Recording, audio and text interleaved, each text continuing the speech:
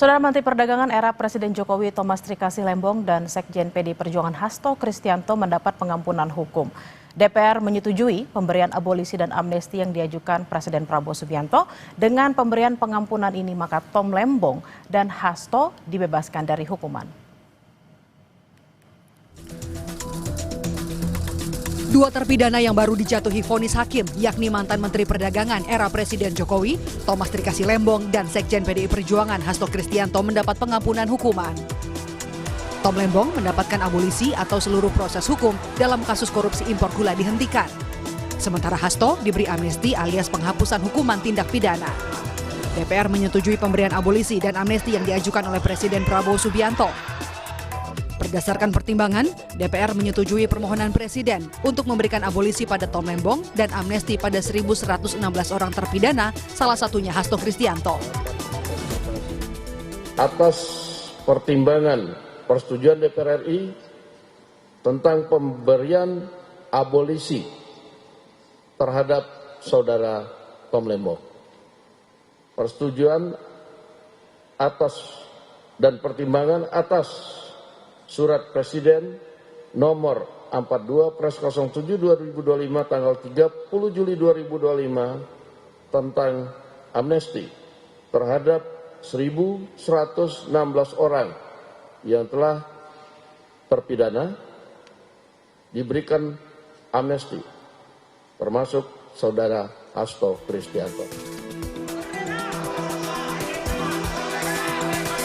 Menteri Hukum Supratman Andi Aktas menyebut pemerintah mempertimbangkan kontribusi Hasto dan Tom Lembong kepada negara.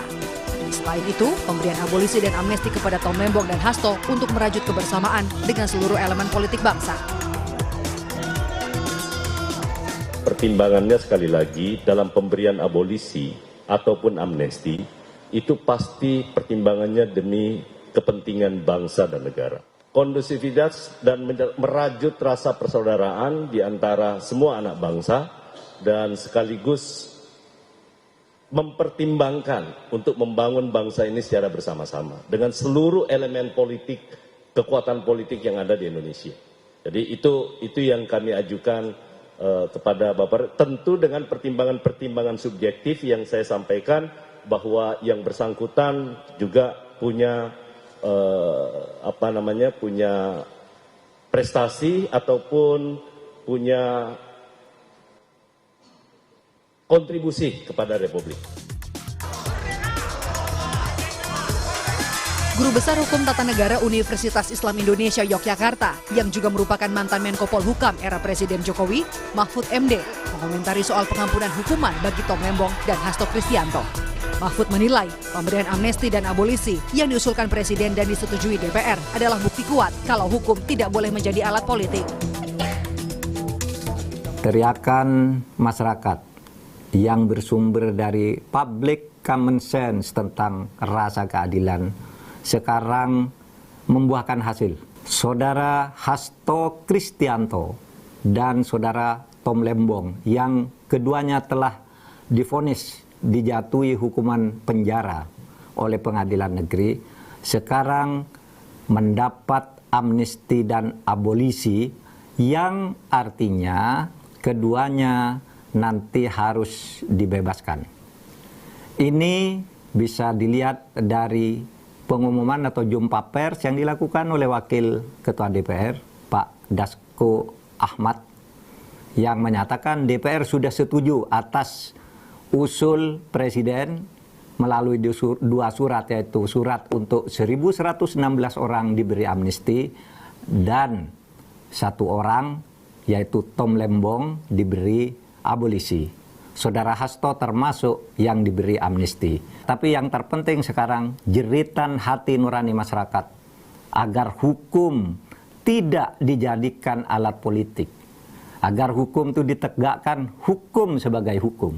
Bukan karena pesanan politik, sekarang memberi harapan baru kepada kita bahwa hukum akan mulai ditegakkan dan mudah-mudahan ini akan berlanjut. Kuasa hukum Hasto Kristianto merespons amnesti yang diberikan Presiden Prabowo. Lewat pesan yang diterima Kompas TV, tim kuasa hukum Hasto, Yohanes Tobing berterima kasih pada putusan Presiden yang menggunakan hak prerogatifnya sesuai dengan Undang-Undang Dasar 1945 Pasal 14. Namun, Yohanes bilang pihaknya menyerahkan segala prosesnya pada pengadilan dan jaksa penuntut umum. Abolisi adalah hak istimewa dalam pemberian dan penghapusan tuntutan pidana kepada terpidana. Mengutip Kamus Hukum Dictionary of Law Completed Edition tahun 2012, abolisi adalah hak untuk menghapus segala konsekuensi dari vonis pengadilan, termasuk menghapus tuntutan pidana bahkan meskipun hukuman sudah dijalani. Pemberian abolisi harus dilakukan dengan memperhatikan pertimbangan Dewan Perwakilan Rakyat Indonesia. Pemberian abolisi diatur dalam Pasal 14 Undang-Undang Dasar 1945 dan Undang-Undang Darurat Nomor 11 Tahun 1954 tentang amnesti dan abolisi. Masih dari sumber yang sama, amnesti merupakan pengampunan atau penghapusan hukuman yang diberikan kepala negara kepada seseorang atau sekelompok orang yang telah melakukan tindak pidana tertentu. Amnesti dapat diberikan tanpa pengajuan permohonan terlebih dahulu. Dengan pemberian pengampunan ini, maka Tom Lembong dan Hasto Kristianto dibebaskan dari hukuman. Tim Liputan, Kompas TV.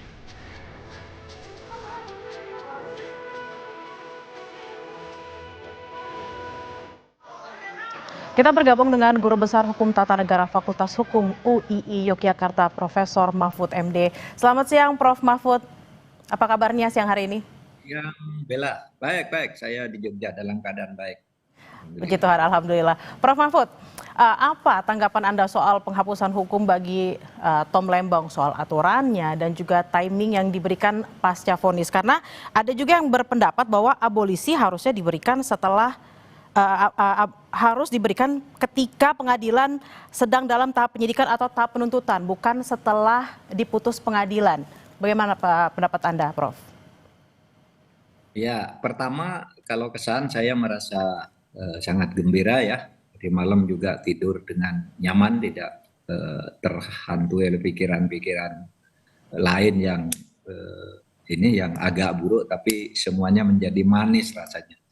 Jadi benar nih yang dilakukan oleh Bapak Presiden, karena proses pengadilan terhadap Tom Lembong dan Hasto itu kan jelas sekali sangat politis, bukan hukum gitu. Dan nampaknya dipaksakan untuk keduanya.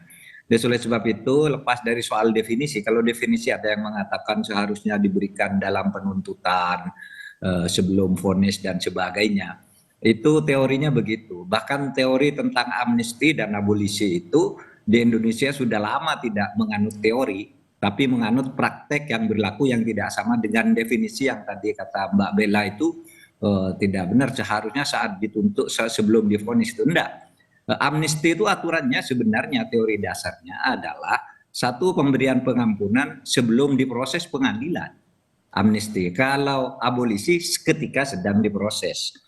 Nah, tetapi dalam praktek di Indonesia amnesti itu, terutama sejak zaman Pak Habibie, dulu orang sudah divonis, sudah lama di penjara pun diberi amnesti, seperti Bintang Pamungkas, gitu, Muchtar Pakpahan, gitu. Dan oleh sebab itu tidak perlu diperdebatkan lah soal definisi-definisi itu.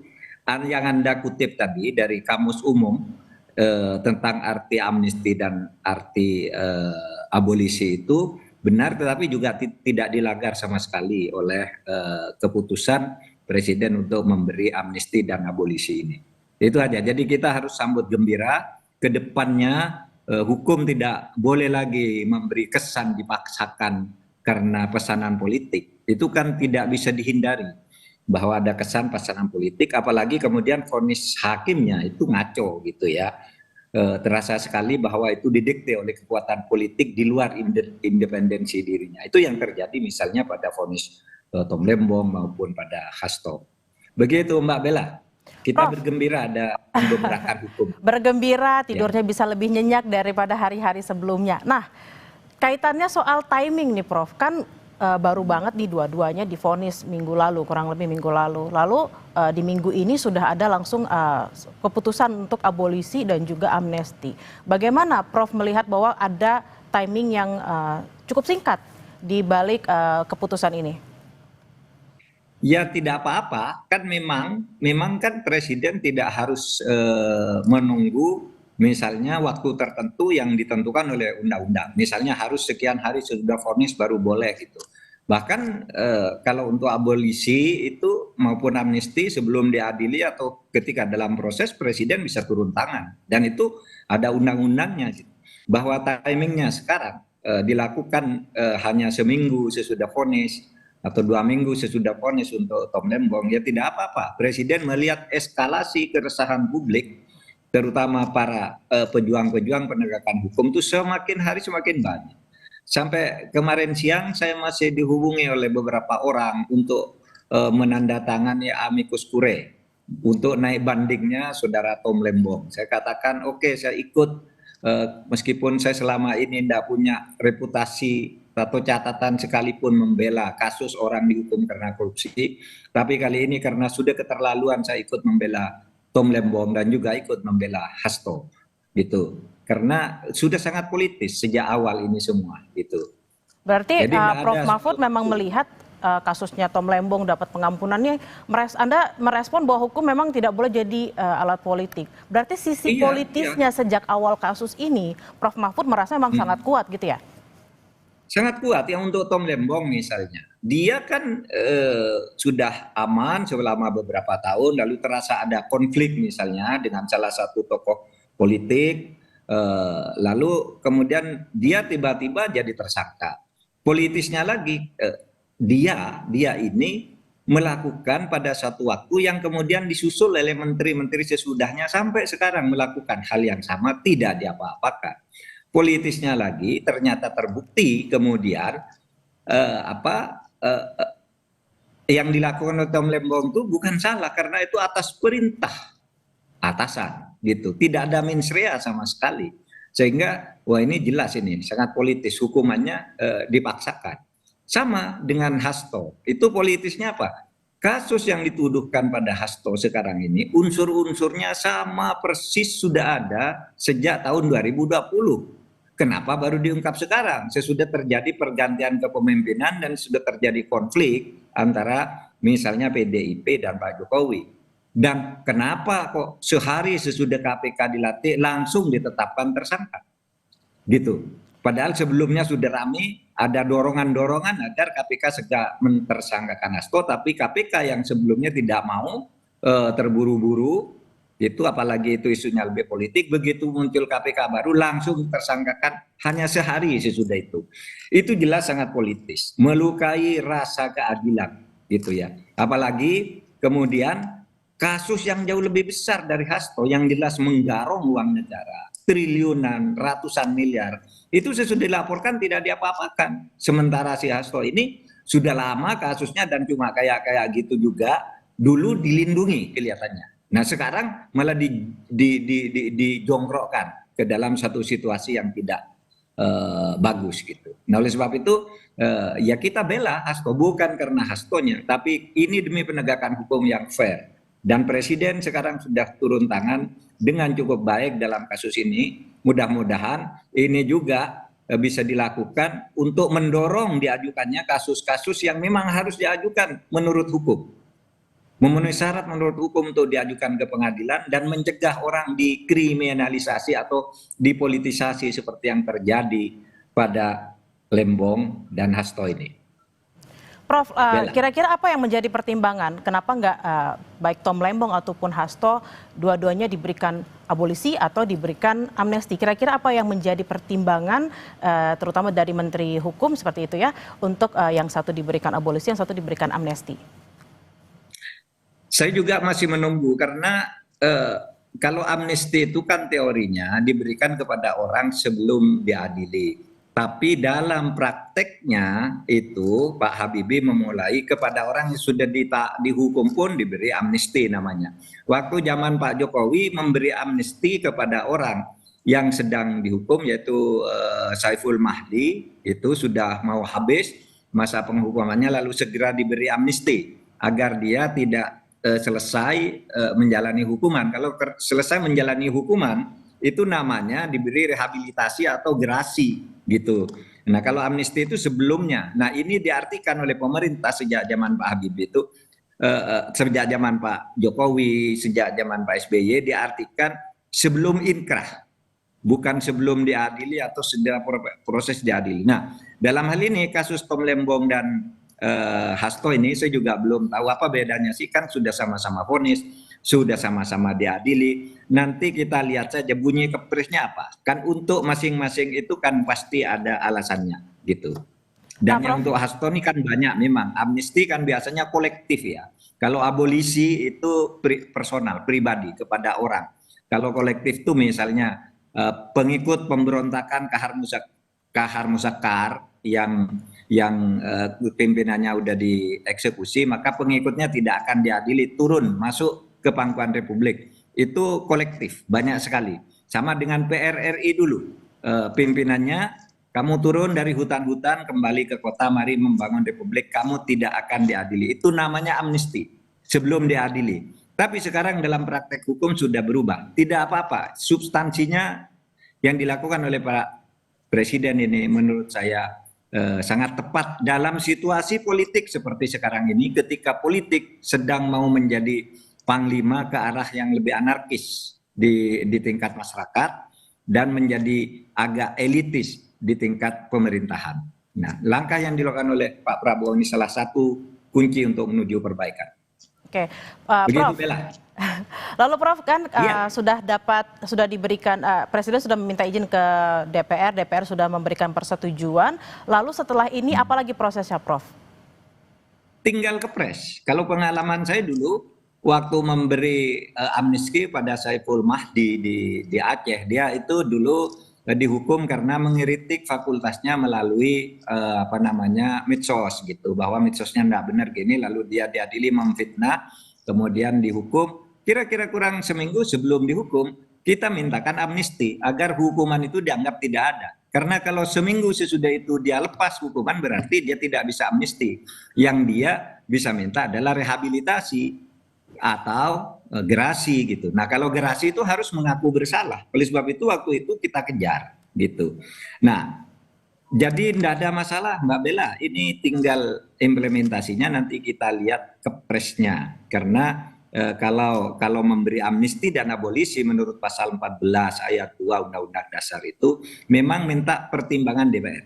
Tadi ada yang menyebut-nyebut bagaimana Mahkamah Agung, bagaimana Jaksa Agung. Tidak perlu. Kalau amnesti dan abolisi tidak perlu pertimbangan Mahkamah Agung. Kalau gerasi dan rehabilitasi baru minta pertimbangan Mahkamah Agung. Kalau Presiden itu secara internal biasanya paling manggil Jaksa Agung, Menteri Hukum dan HAM ditambah Kapolri. Gimana ini gini, saya buat ini, cuma itu lalu disampaikan ke DPR. Tapi itu tidak ada sebenarnya keharusan ditempuh menurut konstitusi minta pertimbangan ke Jaksa Agung atau polisi, tapi di internal kepresidenan sendiri biasanya manggil menteri-menteri dan Jaksa Agung dan Kapolri biasanya. Gitu, Bella. Prof, ini juga ada obrolan, ada perbincangan, terutama mungkin di media sosial dan mungkin juga di masyarakat kita ya. Bagaimana dengan rasa keadilan terhadap orang-orang yang juga mungkin ya terkena kasus-kasus yang dianggap politis, tapi karena dia tidak high profile, lalu dia tidak mendapatkan rasa keadilan. Bagaimana Prof memandang hal ini? Nah, itu tugas kita, tugas masyarakat ya, untuk terutama para pejuang hukum, dan itu sebenarnya banyak kok yang tidak high profile itu. Seperti yang saya sebut Saiful Mahdi yang di Aceh itu, siapa yang tahu dia tiba-tiba sudah dihukum, sudah hampir selesai hukumannya padahal tidak salah. Gitu. Kita turun, asal masyarakat berbicara. Sama juga dengan Nur Hayati yang di Cirebon itu, di Jawa Barat itu. Kan gitu, dia ditersangkakan padahal dia tidak melakukan apa-apa. Dia bukan siapa-siapa, dia hanya bendahara seorang lurah. Lalu tiba-tiba dijadikan tersangka, katanya korupsi karena baru melaporkan lurahnya korupsi, sudah berhenti jadi lurah. Waktu jadi lurah dibiarkan gitu. Kan akhirnya kita turun tangan, bebas juga. Gitu. Banyak juga orang-orang yang bawah. Nur Baik misalnya, itu kan orang tidak terkenal juga. Prita Mulyasari juga misalnya. Kalau masyarakat bersuara, maka bukan hanya orang yang high profile, yang low profile juga bisa dibantu. Oleh sebab itu kekompakan kita di dalam bagaimana menghayati negara hukum Indonesia ini. bagaimana kita harus menghayati negara hukum di Indonesia dan agar jangan ada lagi nih politisasi dalam hukum. Jadi kita semua masyarakat harus terus bersuara apabila menemukan ketidakadilan dalam hal apapun. Terima kasih atas waktunya siang hari ini Prof. Mahfud MD, Guru Besar HTN UI Yogyakarta. Sehat-sehat selalu Prof. Sehat, Bella. Makasih. Dan